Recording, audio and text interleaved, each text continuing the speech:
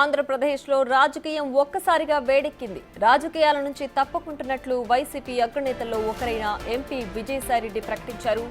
సూటిగా సుత్తి లేకుండా ఈ విషయాన్ని ఎక్స్ వేదికగా ప్రకటించారు. వైసీపీ అధినేత మాజీ ముఖ్యమంత్రి జగన్మోహన్ రెడ్డి ఫారెన్ టూర్లో ఉండగా విజయసాయిరెడ్డి హఠాత్తుగా ఈ ప్రకటన ఎందుకు చేశారనేది ఆసక్తిగా మారింది.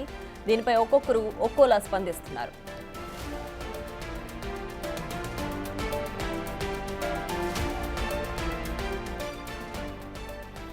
TDP MLC B Tech Ravi X వేదికగా సంచలన వ్యాఖ్యలు చేశారు. రాజకీయాల నుంచి తప్పుకున్న విజయసాయిరెడ్డి అప్రూవర్గా మారడం ఖాయమని బీటెక్ రవి అభిప్రాయపడ్డారు. జగన్మోహన్ రెడ్డి డిస్క్వాలిఫై అవ్వడం ఖాయమని, పులివెందుల నియోజకవర్గానికి ఉప ఎన్నికలు ఖాయమని బీటెక్ రవి ట్విట్టర్ వేదికగా స్పందించారు.